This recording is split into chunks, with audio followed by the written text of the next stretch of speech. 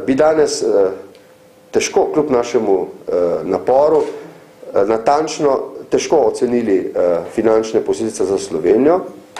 Prva in zelo groba ocena, ki jo pa želim dati za to, da bi se izognili spekulacijam, pa bi veljala, da bi bil naš delež med približno 200 in 250 milijoni evrov. Prvič, ne gre za odhodek iz državnega proračuna. Drugič, ne gre za posojilo. Tretjič, gre za poroštvo. Poroštvo, ki bi teoretično zapadlo v plačilo zgolj, če Irska sama ne bi bila sposobna servisirati svojih finančnih obveznosti. In predvsem gre za poroštvo za stabilnost evra kot naše skupne valute. Povedal sem, mislim, da si brez evra, zato smo se tako prizadevali, da smo vanj vstopili, Slovenija v teh časih ne zna predstavljati svoje gospodarske trdnosti in zato tudi ne socialne stabilnosti. Tudi, če želite, v tem smislu potrebne politične suverenosti, ki jo imamo. In zato si seveda velja prizadevati, da skupaj z drugimi državami, ki smo, hvala Bogu, na zdravi strani tveganja, da pomagamo tistim, ki so se znašli v težavah.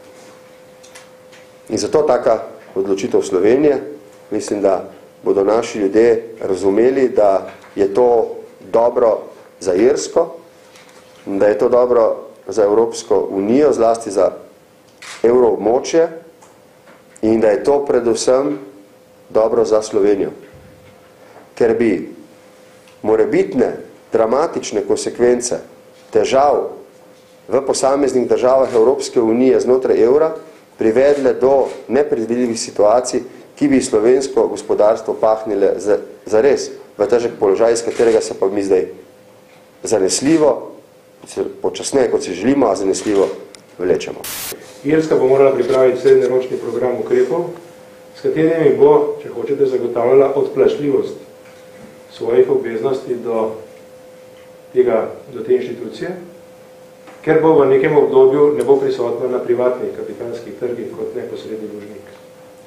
Seveda, te ukrepe bojo pomenili bistveno poslabšanje standarda življenjskega na Irskem, da bi lahko zagotovilo odplačilo teh obveznosti in da ne bo prišlo do situacije, ko bi bila država, v tem primeru irska država, nesolventna, kar bi pomenilo, da ne more v danem trenutku odplačati dospelih obveznosti. Torej, mi upamo, da je Irska zadnji primer, to je odgovornost celotne Evropske unije in evroobmočja, še posebej večjih članic, ki so ekonomsko tudi veliko bolj pomembne v tem okviru, da zagotovijo dokončno stabilizacijo ekonomskih razmer in da se ta proces, ki se je začel z Grčijo in se nadaljuje zdaj z Irsko, dejansko tudi ustavi. Sicer bo celotna Evropska unija, s tem konča tudi Evroskupina, v odnosu do drugih velikih gospodarstv v svetu, to je predvsem azijskega, bolj kot ameriškega, začela pešati. Na tem primeru seveda je tudi normalizacija situacije v evroobmočju težje dosegljiva kot sicer.